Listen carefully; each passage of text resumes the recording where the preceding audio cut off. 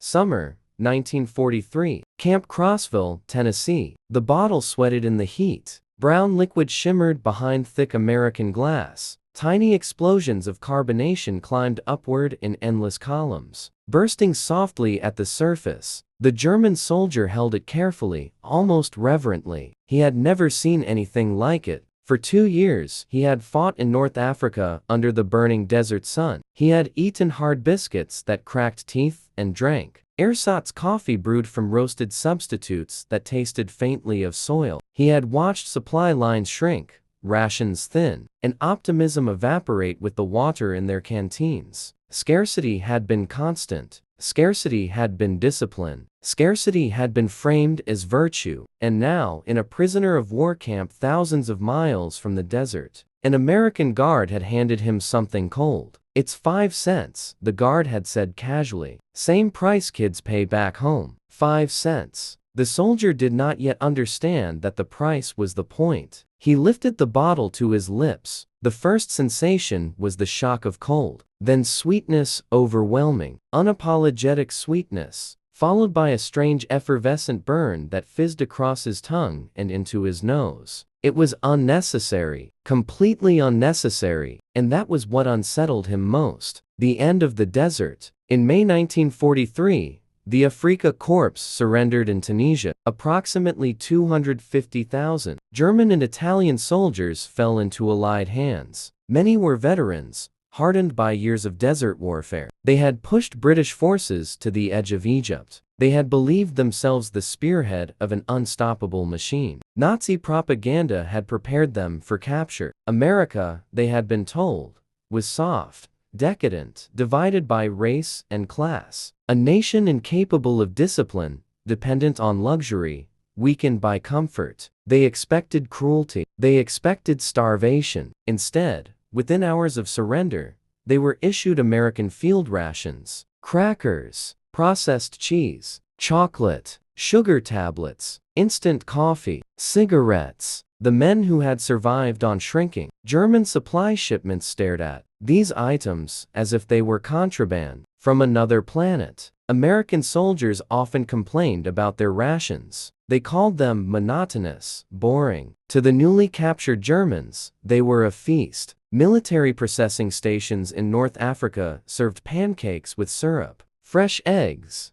milk. Many of the prisoners had not tasted fresh milk in years. The dissonance began immediately. They had been taught that the enemy would barely be able to feed himself. Instead, the enemy was feeding them better than their own command had. A German officer later remarked during a Red Cross interview, "We were prepared to endure hunger. Instead, we were confused. Confusion is the beginning of doubt." The Atlantic crossing. The journey to America became the next chapter of their education. They boarded Liberty ships, mass-produced vessels, constructed at astonishing speed. At peak efficiency, one could be completed in roughly 42 days, sometimes faster. Industrial output on a scale they had never witnessed. Aboard ship, rations did not diminish, they improved. Naval records indicate prisoner caloric intake averaged between 3,300 and 3,600 calories per day. Fresh bread, meat, vegetables, coffee with sugar and milk. Sugar was not measured in grams. It was served in bowls. Refrigeration systems kept food fresh throughout the Atlantic crossing. And on certain voyages, astonishingly, ice cream was served. Ice cream in the middle of the ocean. For men who had not seen it since childhood, the first spoonful was disorienting. Cold, sweet, impossibly rich. Ice in summer for dessert. It contradicted everything scarcity had taught them. Scarcity was supposed to define wartime reality. Sacrifice was supposed to be universal. But here was a nation fighting a global war while manufacturing frozen dessert for prisoners. One July 4th log entry from a transport ship recorded 10 gallons of ice cream produced on board for prisoners and crew alike. 10 gallons. No speeches accompanied it. No lectures. No ideological messaging. Just dessert. Arrival in America. When ships docked at ports like Norfolk or Newport News, prisoners stepped into a country that propaganda had insisted could not exist. massive shipyards, endless cranes, warehouses humming with cargo, rail yards stretching beyond sight. The sheer volume of movement unsettled them. Trains arrived and departed with mechanical precision. Trucks carried goods in steady streams. It was not chaos. It was coordination. On the docks, prisoners glimpsed shelves in port exchanges, small shops for dock workers, candy bars from multiple manufacturers, rows of bottled beverages, not rationed behind glass, stacked openly, price tags visible, 5 cents, 10 cents, 15 cents, ordinary numbers. The train ride inland. Unlike the cattle cars common in wartime Europe, prisoners rode in passenger coaches. Dining cars served meals, fried chicken, vegetables, pie, coffee. They initially assumed this was exceptional treatment, a calculated attempt at propaganda, but as they looked around, they saw civilians boarding at stations, factory workers, women with children, men in overalls. The same meals were served to them, the same portions, the same prices. There were no separate compartments for elites. A man in work boots and a man in a business suit ate side by side. For soldiers raised within a rigid hierarchy, this quiet equality was disorienting. Camp Crossville. By summer 1943, German prisoners were dispersed across hundreds of camps in the United States. Camp Crossville, Tennessee, was typical. Barbed wire, guard towers, structured routine, but also electric lights, heated barracks, hot water, flush toilets. The infrastructure exceeded what many German civilians possessed. Yet the true revelation lay not in housing, but in the camp exchange. The PX. Prisoners were paid for labor, approximately 80 cents per day, later increased to $1. Candy bars cost 5 cents. Coca-Cola cost 5 cents. A day's wage could purchase 16 items. 16. In Germany, sugar was rationed to a few hundred grams per month, when available. Here,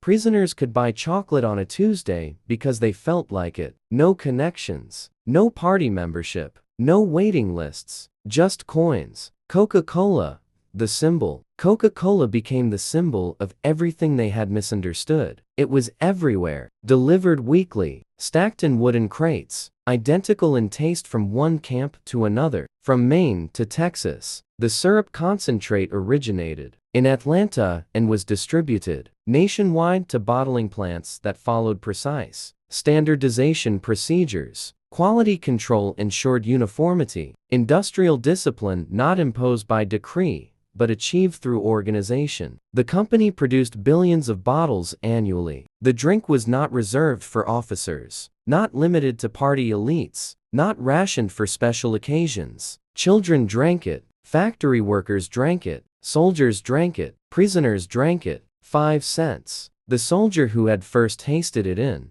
Tennessee began to understand something that no lecture could convey. Abundance was not accidental, it was systemic. Ice cream as doctrine. Ice cream returned repeatedly during summer months. In camps with refrigeration, it appeared regularly. Chocolate, vanilla, strawberry, butter pecan. Ice cream bars for 10 cents. Ice cream sandwiches for the same. Prisoners watched hand-cranked machines produce gallons using ice, salt, cream, sugar. Sugar used for entertainment food, not survival, not medicine, entertainment. In Germany, sugar was carefully weighed, guarded. Here, hardened in humid kitchens, and was sometimes discarded rather than salvaged. The casualness was shocking. Waste implied surplus. Surplus implied production beyond immediate need. Production beyond immediate need implied power. The mathematics of abundance. By late 1943,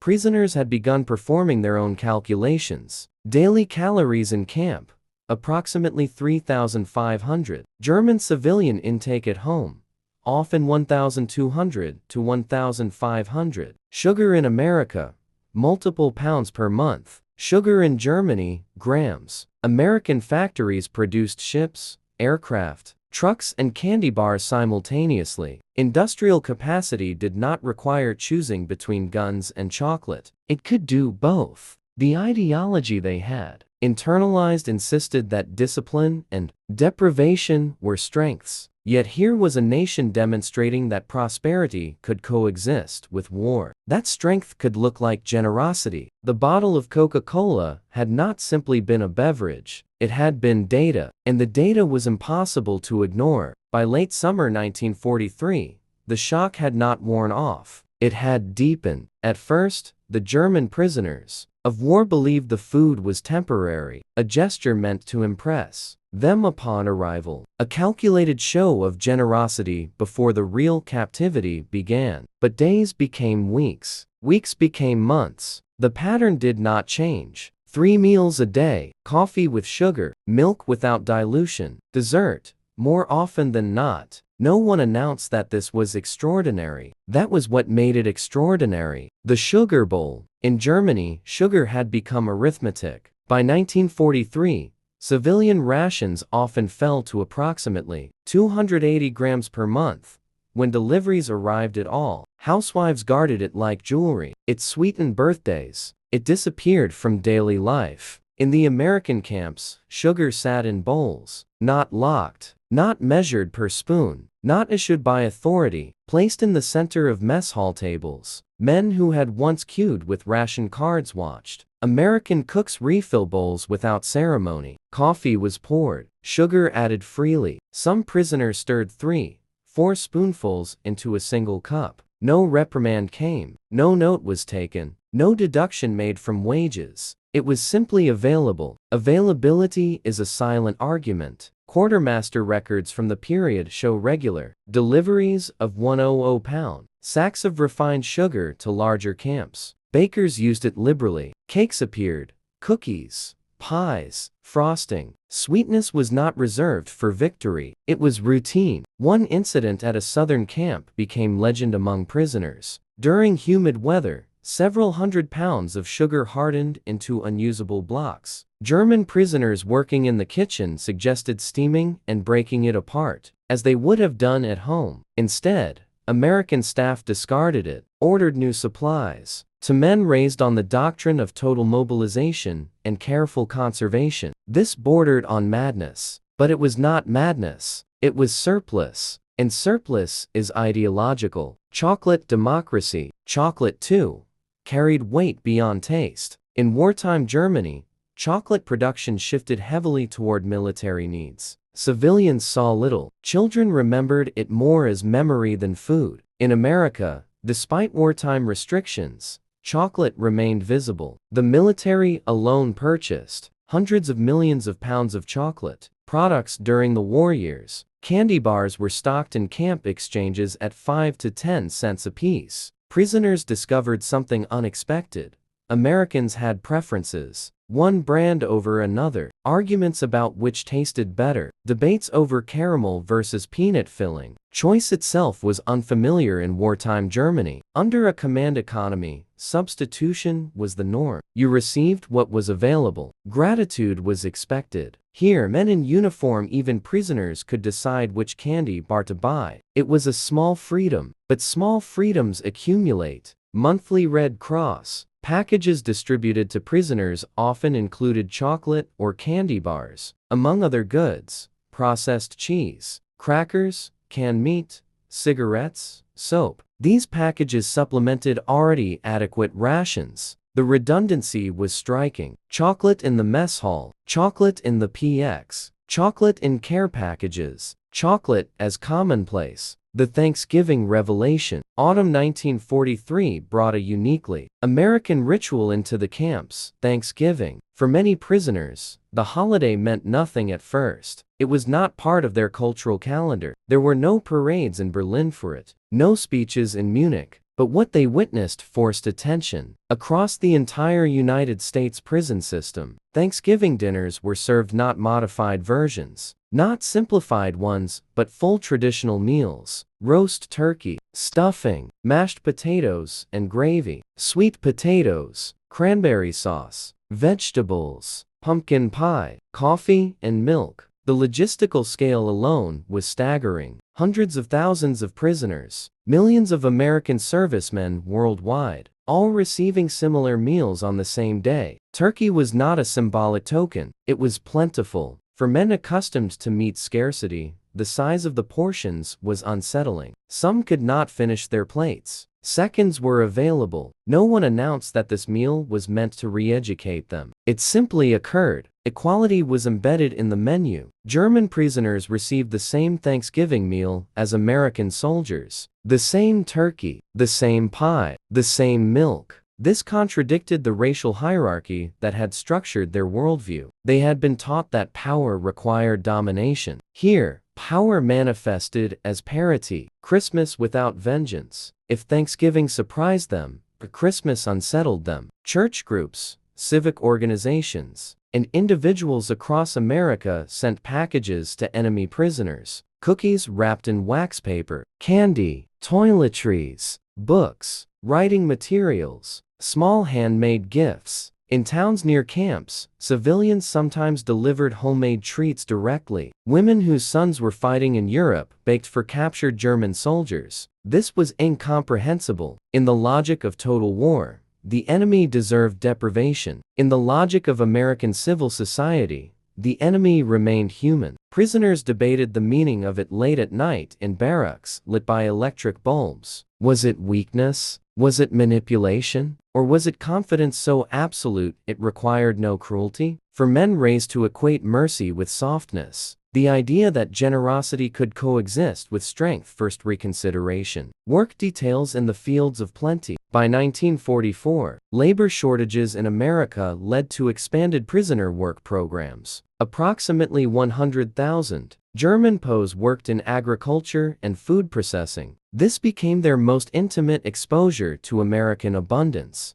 In Michigan orchards, they harvested cherries destined not for survival rations, but for maraschino production, bright red garnishes for ice cream sundaes. Entire orchards devoted to decorative fruit. Decorative. The word lingered. In canneries, prisoners observed quality control practices that rejected perfectly edible produce due to minor blemishes or size irregularities. Rejected food was diverted to animal feed. In Germany, such produce would have reached dinner tables without hesitation. In American factories, imperfection was unacceptable even in wartime. The scale of mechanization astonished them. Combine harvesters covering acres in hours. Processing plants operating in continuous shifts. Sugar beet farms in Colorado and Nebraska producing volumes that eclipsed entire German regions. Annual American sugar production reached into the millions of tons. Suddenly, the sugar bowls in the mess hall made sense. They were not symbolic. They were statistical. The diner counter, minimum security prisoners sometimes ate in American diners while under guard during outside labor assignments. These establishments, modest and local, offered menus that would have seemed extravagant in wartime Germany. Hamburger, 25 cents. Coca-Cola,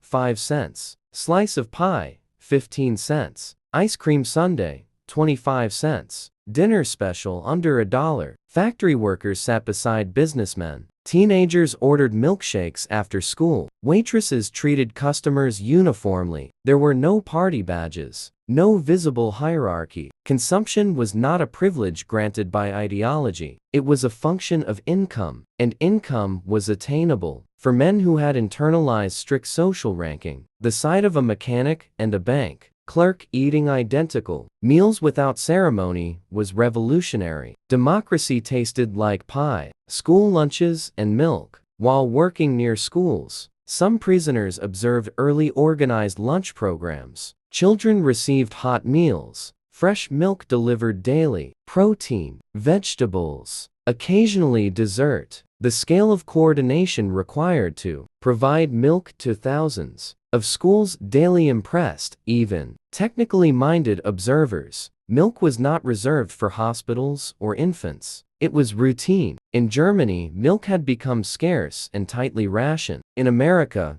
it appeared in small glass bottles on cafeteria trays. The visual contrast was devastating. Children in captivity's homeland received sweets. Children in freedom's homeland faced shortage. Numbers in the newspapers. As prisoners gained access to American publications, they encountered something else unfamiliar in statistical reporting. Production figures printed in newspapers. Sugar tonnage. chocolate output, ice cream gallons, milk production. These numbers were not secret, they were celebrated. American wartime production exceeded Germany's peacetime peaks in multiple categories: ships, aircraft, trucks, and consumer goods. The dual capacity baffled them. They had been taught that a nation must sacrifice consumer comfort entirely to wage total war. America appeared to wage total war while maintaining consumer normalcy. The mathematics were irrefutable. Even under rationing, American sugar consumption per capita dwarfed German levels. Meat rations in the United States, though complained about domestically, exceeded German allowances. Complaints themselves became evidence of abundance. Citizens grumbled about restrictions that others would have considered luxury. The psychological shift. By late 1944, something subtle had changed within many camps. Conversations shifted tone. Early debates about American weakness faded. Technical discussions about production methods increased. Prisoners trained as engineers, mechanics, or businessmen began analyzing American logistics with professional curiosity rather than ideological disdain. How could bottling plants across a continent produce identical beverages? How could distribution networks reach every rural gas station? How could a nation construct ships at unprecedented rates, while still allocating cream and sugar for ice cream? The answer was not mystical, it was organizational. Standardization, mass production, market incentives, coordination without centralized terror. They began to understand that abundance was not decadence. It was strategy, a system capable of feeding prisoners generously could sustain prolonged war without collapse. Letters home. As the war turned decisively against Germany, some prisoners used camp wages to purchase goods and send parcels home. Chocolate bars, coffee, canned goods, soap. International Red Cross records confirm millions of such parcels were sent from American camps to Germany. The symbolism was immense. Men in captivity mailing food to families in freedom. Parents receiving American chocolate while surviving on dwindling rations. Children tasting sweetness from a nation described as decadent and weak. The narrative could not hold. Reality seeped in through taste. The quiet collapse of myth. Ideologies rarely collapse in dramatic moments. They erode, one spoonful at a time, one newspaper statistic, one Thanksgiving dinner, one sugar bowl refilled without comment. By early 1945, many prisoners no longer debated whether America was weak. The evidence contradicted the premise daily. Instead, they asked a different question: how could such abundance exist, and what kind of system created it? The answers would not fully form until after their return home, but the seeds had been planted, not through lectures, through lunches, not through speeches, through sweetness. The transformation was not yet complete. Military defeat would come. Germany would collapse physically, but long before surrender in Europe, something had already shifted inside the barbed wire perimeters of American camps. Men who had marched under banners of conquest were quietly absorbing a different lesson. Power need not manifest as deprivation. Strength could look like surplus, and surplus could be shared.